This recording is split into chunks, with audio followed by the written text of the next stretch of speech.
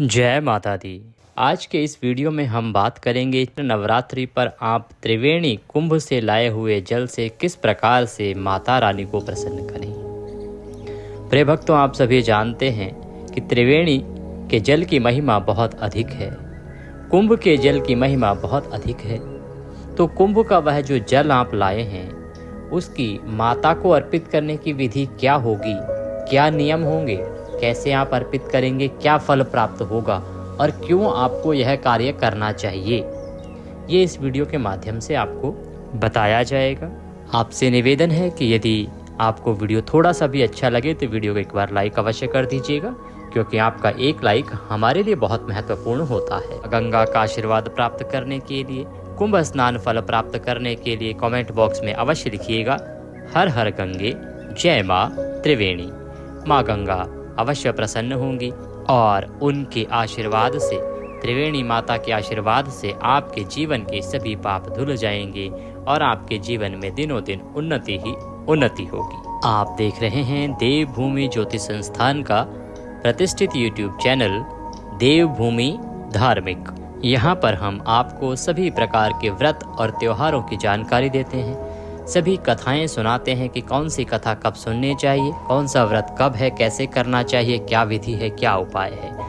जो जानकारी दी जाती है वो शास्त्रीय होती है, पुराणों पर आधारित होती है। हम मनगढ़ंत कुछ भी बात नहीं करते हैं, केवल सही और सटीक जानकारी आपको प्रदान करते हैं। इसीलिए आप सभी दर्शकों का हमें बहुत लंबे समय से सहयोग मिलता आ रहा है। कृपया आप अपना सहयोग इसी प्रकार से बनाए रखें और अपना प्यार तथा आशीर्वाद व्यूज़ के माध्यम से हमें देते रहें। हम यहाँ पुराणों किताबों को पढ़ के आपको जानकारी प्रदान करते रहेंगे, आप उसका लाभ लेते रहिए। आइए जानकारी आरंभ करते हैं।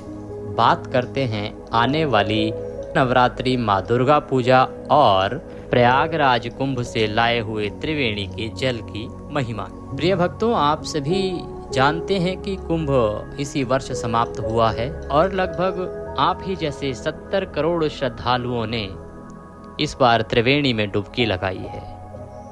त्रिवेणी की महिमा इतनी अधिक है प्रिय भक्तों कि जब कुंभ नहीं होता है ना, तब भी माघ पूर्णिमा के दिन सभी देवी देवता, 33 कोटि देवी देवता पृथ्वी पर त्रिवेणी संगम में स्नान करने के लिए आते हैं। सोचिए कितनी अद्भुत महिमा है उसकी कि स्वयं भगवान चल के आते हैं। इस वर्ष महाकुंभ था, महापर्व था, क्या भव्य पर्व था साहब। आप हम जब भी गए आप सब ने देखा, हमने देखा। अब बात आती है कि त्रिवेणी के जल की महिमा तो बहुत अधिक है, लेकिन दुर्गा पूजा में, नवरात्रि में उसका क्या अभिप्राय है? क्या वह जल आपकी नवरात्रि पूजा को और अधिक पुण्यदायी बना सकता है क्या वह त्रिवेणी प्रयागराज से लाया हुआ जल आपके इस नवरात्रि के व्रत को और अधिक फलदायी बना सकता है क्या कुछ ऐसा किया जा सकता है जिसके माध्यम से कि आपकी जो नवरात्रि पूजा है उसमें और 4 चांद लग जाएं और माता का आशीर्वाद आपको इस प्रकार से प्राप्त हो जैसे पहले कभी प्राप्त नहीं हुआ हो? तो इसका उत्तर है हाँ, ये सही बात है। त्रिवेणी के जल की महिमा अधिक है और त्रिवेणी के जल का प्रयोग नवरात्रि के पूरे 9 दिन बहुत उत्तम है। किस विधि से हमें करना चाहिए ये आपको बताएंगे, पर ये अवश्य कहेंगे कि आपको अवश्य रूप से ही करना चाहिए। इस अवसर को आप जाने नहीं दीजिएगा, आप जाने दे ही नहीं सकते। आप इतनी मेहनत करके, बहुत दूर दूर से लोग आए हैं, वहाँ पहुँचे हैं और इतनी मशक्क़त करके, स्नान करके जल लेके आप घर आए हैं। वो बहुत मेहनत का जल है, वो साधारण देखिए, वो दिव्य जल तो है ही, क्योंकि संगम का जल है, त्रिवेणी का जल है, माँ गंगा का जल है, परंतु उसके साथ आपकी मेहनत और आपकी भावना जुड़ी हुई है। जहाँ मनुष्य की मेहनत और भावना जुड़ जाती है वहाँ उस पवित्र जल की महिमा और अधिक बढ़ जाती है। आजकल तो जल साहब बाजार में मिल जाता है, त्रिवेणी का जल, गंगा जल सब बाजार में पैकेट में पैक होके आते हैं, परंतु उसका वो फल नहीं है जो आप स्वयं लेके आए हो, उसका प्राप्त होगा आपको, क्योंकि उस जल के साथ आपकी मानसिक पूजा जुड़ी हुई है। शारीरिक पूजा जुड़ी हुई है, उस जल के साथ आपकी मेहनत जुड़ी हुई है, वो भाव जुड़ा हुआ है जिस भाव से आप अनेकों कठिनाइयों वाले सफ़र को भी पार कर गए। क्योंकि उस समय बहुत लोगों को ना ट्रेन मिल रही थी, ना बस मिल रही थी, ना रास्ते में जगह थी, लंबा लंबा जाम था, बहुत इंतज़ार था। सरकार ने बहुत प्रयास किया लेकिन भीड़ इतनी अधिक थी तो कुछ ना कुछ तो परेशानियां होनी ही हैं। उसके बाद भी आप पूरी श्रद्धा के साथ डटे रहे और वह जल लेके आए, तब उसकी महिमा और अधिक बढ़ जाती है। अब सवाल आता है कि नव दुर्गा या नवरात्रि के 9 दिन में उसका प्रयोग कैसे करना चाहिए और कितना अधिक फलदायी रहेगा और क्यों फलदायी रहेगा। तो प्रिय दर्शकों, इसको आप इस प्रकार से समझिए कि भक्तगण कावड़ लेने के लिए जाते हैं गंगा जी पर और गंगा से जल लेकर भगवान भोलेनाथ को अर्पित करते हैं। वो गंगा जी के जल से उनको पुण्य प्राप्त नहीं होता, जिस श्रद्धा और भाव से वो गए हैं जल लेने के लिए। और जब आप उस गंगा जल को अर्पित करेंगे तो उससे आपको पुण्य प्राप्त होता है। अन्यथा कावड़ लेने जाने की क्या आवश्यकता है, केवल जल ही चढ़ाना है गंगा जल, तो आप बाजार से ले आइए, आप चढ़ा दीजिए। नहीं, जो भाव होता है ना मनुष्य का, जिस भाव से वह परिश्रम करके जाता है, उस परिश्रम से प्रभु प्रसन्न होते हैं। आप इसका उदाहरण पुरानी तपस्याओं से देखिए।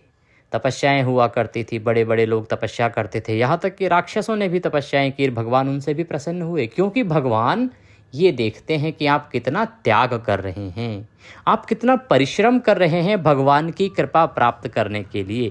जब भी आप भगवत कृपा प्राप्त करने के लिए परिश्रम करेंगे, प्रभु अवश्य ही प्रसन्न होंगे।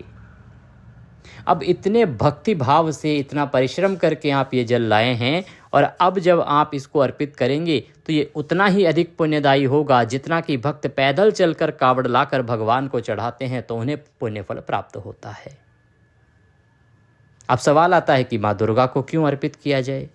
अरे साहब, अभी तो बताया, पुराणों में वर्णित है कि सभी देवी देवता त्रिवेणी पर स्वयं स्नान करने के लिए आते हैं।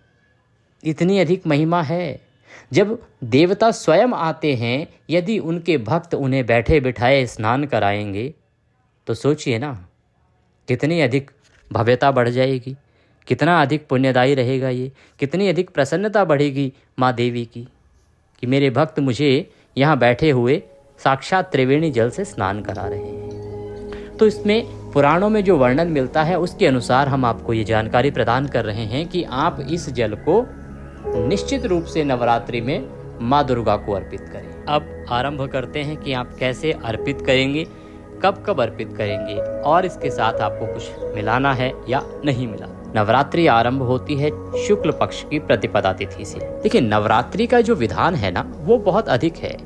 ये इस पर निर्भर करता है कि आप क्या करना चाहते हैं। यदि आप चाहते हैं केवल माता की आराधना करना तो कोई आवश्यकता नहीं है कि आप कलश स्थापित करें, खेतड़ी जवारे बोएं और अखंड ज्योत जलाएं, तभी आपकी पूजा होगी। आप केवल माँ दुर्गा की पूजा 9 दिन कर सकते हैं, कोई दोष नहीं है, पुण्य उतना ही है। आप चाहें तो विधि विधान से कलश स्थापित कीजिए, कलश स्थापित करके अक्षत खेतड़ी बोइए, खेतड़ी बो के अखंड ज्योत जलाइए और फिर विधि विधान से माता के 9 रूपों की 9 दिन तक पूजा कीजिए। ये आपकी श्रद्धा पर निर्भर करता है। साथ में आप प्रतिदिन कोई पाठ पढ़ सकते हैं या सुन सकते हैं। आप चाहें तो दुर्गा सप्तशती आपके इसी चैनल पर प्रतिदिन सुनाई जाएगी, आप उसका लाभ ले सकते हैं। एक बात बताएं कि जो दुर्गा सप्तशती है या इस प्रकार के जो भी पाठ हैं, चाहे वह विष्णु सहस्त्र नाम हो, शिव सहस्त्र नाम हो, गजेंद्र मोक्ष का पाठ हो, जो भी पाठ यहाँ पर सुनाए जाते हैं ना, उनको सुनने और पढ़ने से बराबर पुण्य प्राप्त होता है। ऐसा नहीं है कि जब आप स्वयं पढ़ेंगे तभी आपको पुण्य प्राप्त होगा। इसको आप इस प्रकार से समझिए कि जब ब्राह्मण देव आपके घर आते हैं, वो कोई कथा सुनाते हैं तो आप केवल सुनते हैं, लेकिन पुण्य आपको उतना ही प्राप्त होता है।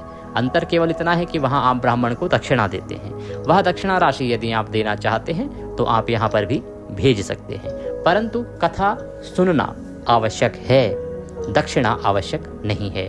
कथा सुनने से कल्याण होता है, केवल दक्षिणा से कल्याण नहीं होता। तो यदि आपके मन में भी आशंका है कि केवल हम यहाँ YouTube पर कथा सुन लेते हैं, कथा के साथ कोई पाठ सुन लेते हैं, तो क्या वह उतना ही फलदायक है? जी हाँ, वो उतना ही फलदायक है जितना कि आप स्वयं अपने घर में पाठ करा के पुण्य प्राप्त करते, तब आपको प्राप्त होता। तो प्रथम नवरात्रि के दिन आपको सूर्योदय से पहले उठ जाना चाहिए। उठने के बाद स्नान आदि करके भगवान भास्कर को जल दीजिए। भगवान भास्कर को जल देने के बाद आपका जो पूजा स्थल है, जहाँ आपने पूजा करनी है नवरात्रि की, वहाँ पर चौकी सजाते हैं। सामग्री आप एकत्र कर लीजिए। अब सामग्री आप पर निर्भर करती है, क्योंकि हम जो पूजा विधि बता रहे हैं वो इस प्रकार से बता रहे हैं कि वो विस्तृत भी कर सकते हैं और उसे सूक्ष्म भी कर सकते हैं। हम पूरा विधान बताएंगे, कलश कैसे रखना है, कलश में त्रिवेणी जल का प्रयोग कैसे करना है, जवारे कैसे बोने हैं, त्रिवेणी जल का प्रयोग कैसे करना है, माता की जो 9 दिन पूजा करेंगे तो वह पूजा कैसे होगी और उसमें त्रिवेणी जल का प्रयोग कैसे करना है। तो हम बताएंगे आपको पूरी विधि। अब इसमें आवश्यक नहीं है कि वो सारी चीज़ें ही आप करें। आप चाहें तो केवल माता की पूजा कर सकते हैं 9 दिन त्रिवेणी जल से, और आप चाहें तो पूरा अनुष्ठान कर सकते हैं। सामग्री एक बार नोट कर लीजिए, आपने क्या क्या रखनी है, क्या क्या एकत्र करनी है। अच्छा, इसमें एक चीज़ का ध्यान रखिएगा कि आप चाहें तो केवल जो घर की सामग्री है ना, जो घर में उपलब्ध रहती है रौली मौली, केवल उससे भी पूजन कर सकते हैं माता का। माता ये नहीं कहती हैं कि आप इतनी सारी सामग्री के साथ पूजन करेंगे तभी वो प्रसन्न होंगी। ये आपकी श्रद्धा और सामर्थ्य पर निर्भर करता है। अगर आपकी सामर्थ्य है कि आप बहुत सारी सामग्री के साथ माता का पूजन कर सकते हैं तो करिए ना, किसने रोका है। माँ कहती हैं आपकी सामर्थ्य कितनी है उसके अनुसार पूजा करें। यदि कोई बेचारा गरीब है, आर्थिक रूप से तंग है, या अभी हालात इतने अच्छे नहीं हैं कि वह बहुत अधिक सामग्री ला सके, सामान ला सके, तो केवल त्रिवेणी के जल से भी अगर उन्होंने पूजन कर लिया तो वह भी कल्याणकारी है। तो आइए बताते हैं आपको कि अधिक सामग्री के साथ कैसे पूजन करना है और सूक्ष्म सामग्री के साथ कैसे पूजन करना है। अभी हम एक साथ पूरी लिस्ट बता रहे हैं सामग्री की, इसमें जिसकी जैसी सामर्थ्य हो उसके अनुसार आप एकत्र कर लीजिएगा। पूजन जब हम कराएंगे तो आपको दोनों ही विधि से बता देंगे कि जिनके पास ये सामग्री है वो क्या करेंगे और जिनके पास कम सामग्री है वो क्या करेंगे। माता की चौकी सजाने के लिए कोई चौकी आपके पास होनी चाहिए। उस पर बिछाने के लिए लाल रंग का एक वस्त्र होना चाहिए। माता की तस्वीर या प्रतिमा होनी चाहिए। प्रतिमा हो तो सर्वोत्तम रहेगा। अगर आपके पास माता की कोई प्रतिमा है तो बहुत उत्तम है। पूजा सामग्री में आपके लिए आवश्यक रहेगा रौली, मौली, पान का पत्ता जो आता है, पान के पत्ते आप 3 ले आइएगा। एक कलश देव के लिए अगर कलश स्थापित कर रहे हैं, एक माता के लिए और एक गणेश जी महाराज के लिए, तो 3 आप कम से कम लेके आइएगा। लौंग, इलायची, धूप, दीप, नैवेद्य। माता को भोग लगाने के लिए जो भी मिठाई आपके पास उपलब्ध हो सके वह मिठाई लीजिएगा। मिठाई नहीं तो ड्राई फ्रूट्स ले लीजिएगा, ऋतुफल ले लीजिएगा, और ऋतुफल भी अगर आपके पास उपलब्ध ना हो तो आप केवल मिश्री का प्रयोग भी नैवेद्य के रूप में माता को कर सकते। एक तांबे का लोटा लीजिएगा। तांबे के लोटे में पहले त्रिवेणी का जल आपको भरना है। तांबे के लोटे को अच्छे से मांझ लेना है, त्रिवेणी का जल उसमें भरना है पहले। चाहे 2 बूंद डालिए पर पहले त्रिवेणी का जल डालिए। ओम गंगे च यमुने चैव गोदावरी सरस्वती आवाहनम कुरुम देवी ग्रहणम परमेश्वरी। प्रकार से आप त्रिवेणी का जल लोटे में भरिए। उसके बाद शुद्ध जल उसमें भर लीजिएगा। फूलों की माला, खुले पुष्प ले लीजिएगा। कलश यदि आपने स्थापित करना है तो कलश लीजिएगा। तांबे का ले सकते हैं, पीतल का ले सकते हैं, लोहे का नहीं लेना है, स्टील का नहीं लेना है, या मिट्टी का ले सकते हैं। जिसमें आप जवारे बोते हैं तो वह पात्र ले लीजिएगा जिसमें आप जवारे बोते हैं, उसे सकोरा कहते हैं। मिट्टी का पात्र लीजिएगा। भूल के भी प्लास्टिक का या लोहे का आपने नहीं लेना है, ये ध्यान रखिएगा। रेता उसमें भरने के लिए, हमारे दिल्ली में तो रेता चलता है, बाकी जो भी अच्छी पवित्र मिट्टी मिल जाए, देखिए आपको पवित्र मिट्टी मिल जाए बहुत उत्तम है, अन्यथा कहीं से भी आप शुद्ध मिट्टी ले लीजिएगा जवारे बोने के लिए। आपको 50 ग्राम जौ की आवश्यकता होगी, जौ ले लीजिएगा। अखंड ज्योत यदि जलानी है तो एक बड़ा दिया लीजिएगा, और आप उसमें भरने के लिए घी ले लीजिएगा। 1 से 1.5 किलो घी कम से कम 9 दिन लगेगा आपका, और एक लंबी बाती आपके पास होनी चाहिए। ये सारी सामग्री आपने एकत्र कर लेनी है। ये सामग्री एकत्र करके और आप आसन लगा के बैठ जाएं और माँ भगवती का पूजन करना आरंभ करें। इसमें कुछ प्रमुख जो कार्य हैं उनको हम कर लेते हैं। सबसे पहले जो कलश आपने स्थापित करना है ना, तो कलश स्थापित कर रहे हैं तो कलश स्थापित करने के लिए, कलश में डालने के लिए कुछ सामग्री की आवश्यकता होगी। उसमें एक चांदी का सिक्का आपको डालना चाहिए। चांदी का सिक्का ना हो तो आप पीतल का या तांबे का डाल सकते हैं, परंतु जो ये सिक्का आता है ना, 1 रुपये का, 2 रुपये का, लोहे का सिक्का होता है एक प्रकार का, यह सिल्वर का होता है या स्टील का होता है, ये धातु के जो सिक्के हैं उनको ना प्रयोग कीजिएगा। हल्दी की गांठ ले लीजिएगा, सर्वौषधि हो तो सर्वौषधि ले लीजिएगा, सप्तमृतिका, थोड़ी सी दूर्वा और अक्षत। ये वो सामग्री है जो आप कलश के अंदर डालेंगे कलश स्थापित करने के लिए। और इसमें जल भी भरना है। हम बताएंगे आपको कि जल कब भरना है, विधि क्या रहेगी। ये सारी सामग्री आपने एकत्र कर ली है। अब आप आसन लगा के बैठ जाएं। चौकी को पहले स्थापित करेंगे, तो पहले सारी जो सामग्री है ना, उसका पवित्रीकरण और स्थान का पवित्रीकरण आवश्यक है। लोटे में जो हमने आपको जल भरने को बोला था, जिसमें पहले ही त्रिवेणी का जल हमने आपको भरवाया है मंत्र के साथ, उस लोटे में एक पुष्प डुबोइए और पुष्प से सारी सामग्री पर छींटे दीजिए।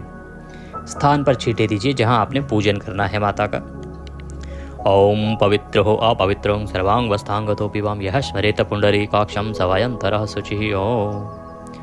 इस प्रकार से जल के छींटे देके इस त्रिवेणी के जल से और मंत्र से स्थान का पवित्रीकरण हो गया है, शुद्धिकरण हो गया है। अब यह स्थान और सामग्री भगवान के पूजन योग्य हो गया है। सबसे पहले माता की चौकी को लगाएंगे, उस पर लाल वस्त्र बिछा दीजिए। चौकी पर माता की स्थापना करने के लिए आसन के रूप में पुष्प रखिए, उसके ऊपर माता की स्थापना करेंगे। और जहां आपने जवारे और कलश की स्थापना करनी है, क्योंकि जो जवारे का सकोरा होता है ना पात्र, वो नीचे आएगा और उसी में आपको कलश स्थापित करना है। तो उस स्थान पर या तो स्वास्तिक बनाइए, ओम बना दीजिए, या अष्टदल कमल भी आप बना सकते हैं। ये आप रौली से बनाएंगे उत्तम रहेगा। अष्टदल कमल अगर बनाएंगे तो वह चावल से बनेगा। उसके ऊपर आप उस सकोरे को रखिए जिसमें आपने जवारे बोने हैं, वो पात्र जिसमें आप जवारे, या आपके यहाँ अगर खेतड़ी बोते हैं तो खेतड़ी, जो भी कहें शब्द, बात एक ही है। उस पात्र को रखिए उसके ऊपर। और दूसरी तरफ जो आपने अखंड जोत जलानी है, उसको दिए को रखिए, स्थापित करिए, या किसी भी पात्र में आप जो जोत जला रहे हैं उस पात्र को भी स्थापित कीजिए। दिए के नीचे भी आप पहले अक्षत रखिए आसन के रूप में। सकोरे के अंदर जिसमें खिचड़ी बो रहे हैं आप मिट्टी भर दीजिए। और जो जौ आपने लिए हैं 50 ग्राम, उसको थोड़ा सा पहले आधा घंटे भिगो लीजिएगा। उससे क्या होगा कि बाकी जो खराब जौ होंगे वो ऊपर पानी में तैर जाएंगे, उनको निकाल के फेंक दीजिएगा, क्योंकि वो प्रयोग के योग्य नहीं है। बाकी जो जौ हैं उनको उस मिट्टी में आपको डाल देना है। थोड़ी सी मिट्टी ऊपर से डाल दीजिएगा, जिससे कि वो जौ हैं जो आराम से अंकुरित हो जाए। जो बीच का भाग होगा ना इस पात्र का, उसको खाली छोड़िएगा, वहाँ जौ नहीं डालिएगा। किनारे किनारे पे जौ डालिएगा, जिससे कि जब बीच में हम कलश रखेंगे तो उसके चारों तरफ से वो जवारे निकलेंगे। बीच में डालने पे कई बार वो कलश को हिला देते हैं और उससे आपका जो ऊपर रखा हुआ नारियल है उसकी गिरने की संभावना भी बढ़ जाती है। तो अब इसमें 2 कार्य करने हैं आपने। 2 कार्य क्या करने हैं? जो इस पे जल छींटा देना है ना मिट्टी के ऊपर, वो आपको त्रिवेणी के जल से देना है। जब आपने इसमें डाल दिया है जौ को, अब आप जल के छींटे देंगे उस पर, तो त्रिवेणी के जल से आप उसमें छींटे दीजिए एक बार। उसके ऊपर कलश को रख दीजिए। कलश में अभी पानी नहीं भरना है, याद रखिए, अभी पानी नहीं भरना है कलश में। कलश को रख दीजिए। कलश को रखने के बाद अब उसमें पहले त्रिवेणी का जल डालिए। त्रिवेणी का जल डालिए। त्रिवेणी माँ गंगा को याद करते हुए, माँ सरस्वती को याद करते हुए और माँ जमुना का वंदन करते हुए त्रिवेणी जल उसमें डालिए। थोड़ा सा डाल दीजिए जितना आपके पास है, थोड़ा सा, क्योंकि अभी पूरे वर्ष आपको चलाना है। ये आगे बहुत से आपके ऐसे त्यौहार आने वाले हैं जहाँ इनका प्रयोग होना है। उसके बाद बाकी उसमें शुद्ध जल भर दीजिए और जो सामग्री हमने आपको कलश की बताई थी वो सामग्री उसमें डाल दीजिए। पूर्ण पात्र रख दीजिए, जो ढक्कन आता है ऊपर मिट्टी का, उसमें आप थोड़े अक्षत भर दीजिएगा या गेहूं भर दीजिएगा, खाली नहीं रखना है ऊपर। उसके ऊपर आप नारियल रखेंगे। नारियल पर आप लाल वस्त्र लपेट लीजिए। लाल वस्त्र ना हो तो मौली लपेट दीजिएगा। नारियल को इस प्रकार से रखिएगा कि उसका जो मुख है, अर्थात जिस तरफ से वो पेड़ पर लटका होता है, वो आपकी तरफ उसका हिस्सा होना चाहिए। इस प्रकार से आप नारियल को स्थापित कर दीजिए इसके ऊपर। अब कलश की स्थापना आपने कर दी है, अब पूजन करेंगे हम। तो इस प्रकार से जवारे में कैसे आपको कहाँ प्रयोग करना था त्रिवेणी जल, वो हमने आपको बताया, और कलश में कहाँ प्रयोग करना था वो हमने आपको बताया।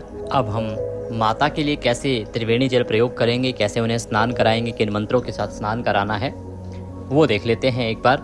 उसको आप ध्यान से समझ लीजिएगा। तो ये स्थापित करने के बाद आपको गणेश जी की स्थापना करनी है, क्योंकि प्रथम पूज्य गणेश हैं, तो पहले गणेश पूजन आवश्यक है। तो गणेश जी की अगर प्रतिमा आपके पास है तो उत्तम है, रखिएगा। अगर नहीं है तो आप सुपारी लीजिएगा और सुपारी को गणेश जी के रूप में स्थापित कर दीजिएगा। अन्यथा आप कलश देव में ही गणेश जी का पूजन कर लीजिएगा, क्योंकि कलश देव में सभी देवी देवताओं का वास माना जाता है। तो कलश देव में ही आप गणेश जी का पूजन कर लीजिएगा। गणेश जी को स्मरण करते हुए कि गणेश जी महाराज, हम आपका पूजन कलश देव में ही कर रहे हैं। तो सूक्ष्म पूजा विधि बताएंगे हम, क्योंकि हमारा मुख्य उद्देश्य जो है वो त्रिवेणी जल की महिमा और प्रयोग बताना है। पूजा के लिए आप कलश देव को पहले त्रिवेणी के जल से छींटे दीजिए। एक पुष्प लीजिए, उससे आपने छींटे देने हैं। 3 बार आप जल के छींटे देंगे। ओम पद्यम समर्पयामि, ओम अर्घ्यम समर्पयामि, ओम आचमनीम समर्पयामि, ओम स्नानम जलम समर्पयामि। इस प्रकार से 4 बार आपने जल के छींटे देने हैं टोटल। 4 बार जल के छींटे देने के बाद अब वस्त्र अर्पित करेंगे। वस्त्र के रूप में मौली का टुकड़ा तोड़िए और कलश देव को अर्पित कर दीजिए। ओम वस्त्रम समर्पयामि। वस्त्रम उपवस्त्रम यज्ञोपवीतम। यदि जनेऊ आपके पास है तो जनेऊ अर्पित कर दीजिए। यज्ञोपवीतम समर्पयामि। ओम चंदनम महत्वपूर्णम पवित्रम पापनाशनम तिलकम कुरु। तिलक कीजिए। 5 या 7 बिंदी आप कलश देव पर लगाइए, आप एक भी लगा सकते हैं। तिलक कीजिए।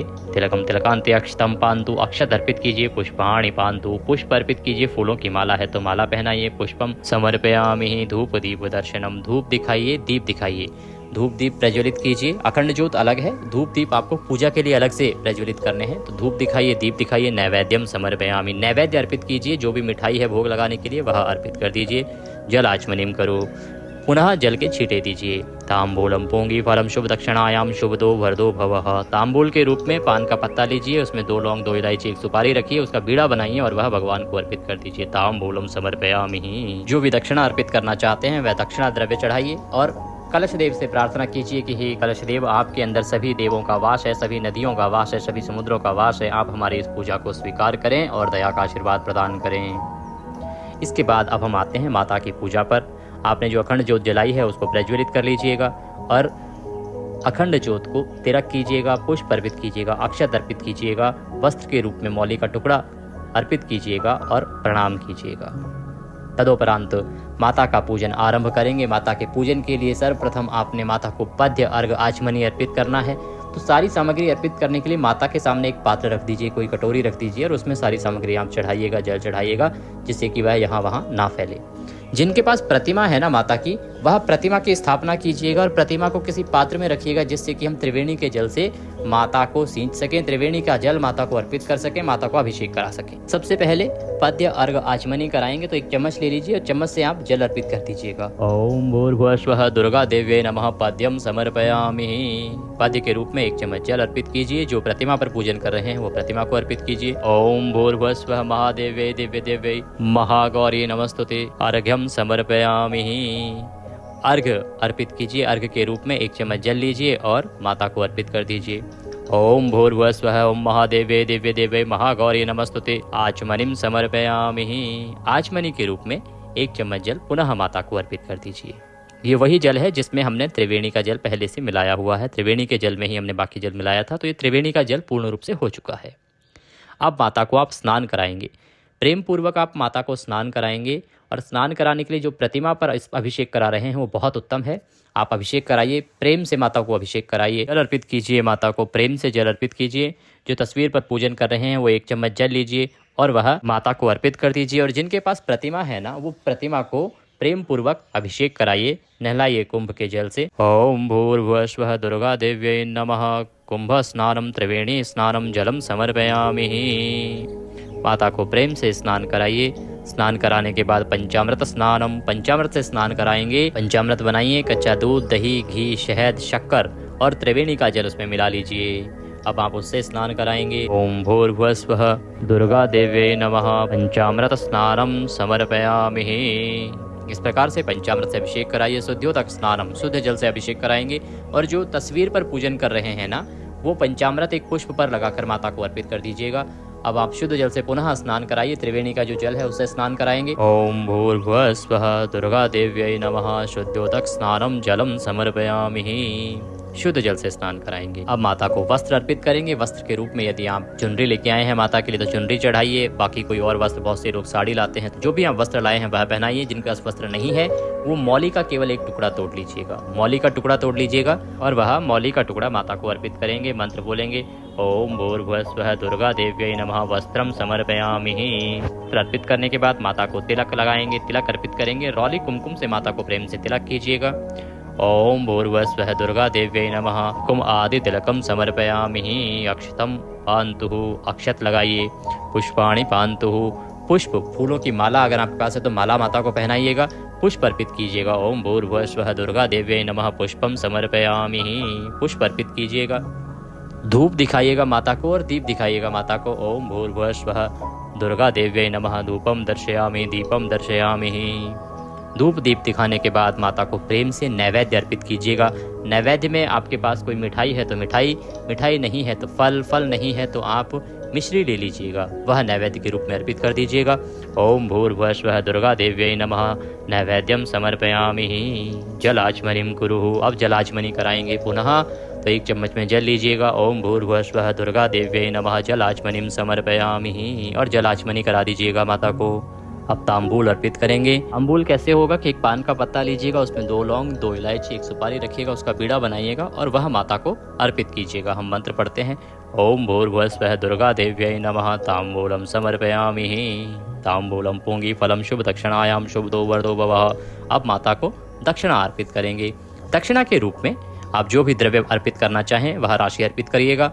ओम भूर्भुवः स्वः दुर्गा देव्यै नमः शुभ दक्षिणायाम समर्पयामि।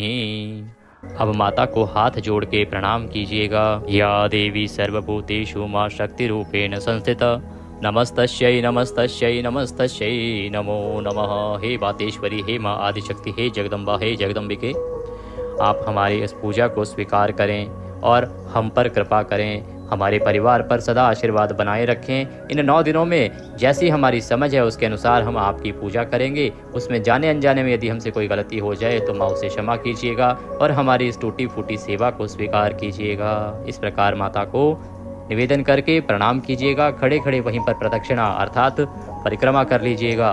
और इसके बाद आपका जो भी दैनिक पाठ आप करना चाहते हैं या सुनना चाहते हैं वो कीजिएगा। आप चाहें तो दुर्गा सप्तशती आपके इसी चैनल देवभूमि पर सुनाई जा रही है, आप उसको सुनिएगा।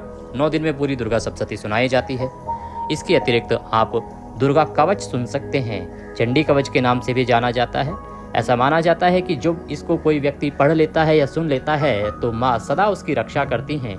ऐसा मनुष्य जो चंडी कवच सुनता है या पढ़ता है उस पर कभी विपदाएं नहीं आती, अकाल मृत्यु का वह ग्रास नहीं होता और उसकी सदा माँ रक्षा करती हैं, इसीलिए उसे रक्षा कवच कहते हैं। आप चंडी कवच सुन सकते हैं, दुर्गा सप्तशती सुन सकते हैं, कीलक सुन सकते हैं। ऐसे बहुत से स्तोत्र हैं जो हमने अपने चैनल पर पहले से अपलोड किए हैं। तो आप कोई एक नियम बनाइए और 9 दिन तक उसे अवश्य सुनिएगा। प्रतिदिन अब आपने त्रिवेणी के जल से माता की पूजा करनी है। विधि हमने आपको बता दी है। प्रत्येक दिन की कौन सी विधि रहेगी वो हम आपको प्रत्येक वीडियो में बताएंगे। प्रतिदिन हम आपको, क्योंकि माँ के प्रतिदिन अलग अलग रूप होंगे, 9 दिन में 9 रूपों की पूजा होती है, तो प्रत्येक रूप के अनुसार हम आपको बताएंगे कौन सा मंत्र रहेगा, क्या विधि रहेगी, क्या भोग रहेगा, क्या आपको रंग अर्पित करना है, क्या पुष्प अर्पित करना है। ये प्रत्येक 9 दिन की 9 देवियों के अलग अलग होते हैं और वह हम आपको बताएंगे, उसके अनुसार आप करते चले जाइएगा। माँ आदिशक्ति भवानी आप पर कृपा करेंगी, आपकी सभी मनोरथों को सिद्ध करेंगी। जो भी परेशानियां जीवन में चल रही हैं माता की कृपा से वो अवश्य ही समाप्त हो जाएंगी। ये जानकारी कि आप किस प्रकार से 9 दिन तक माता के 9 रूपों का त्रिवेणी के जल से पूजन करेंगे, प्रथम दिन पूजन कैसे करेंगे, क्या विधि रहेगी, जानकारी यदि थोड़ी सी भी अच्छी लगी हो तो कृपया एक बार वीडियो को लाइक अवश्य कर दीजिएगा और कमेंट बॉक्स में अवश्य लिखिएगा जय माता दी या जय माँ गंगे, जय माँ त्रिवेणी। आपका कुंभ स्नान सफल होगा, माता प्रसन्न होंगी और आपके सभी मनोरथ सिद्ध होंगे। चैनल पर नए हैं तो सब्सक्राइब कर लीजिएगा, जिससे कि सभी शास्त्रीय जानकारियाँ आपको समय से और सही रूप से प्राप्त हो सकें। माँ सब पर कृपा करें। जय आदिशक्ति।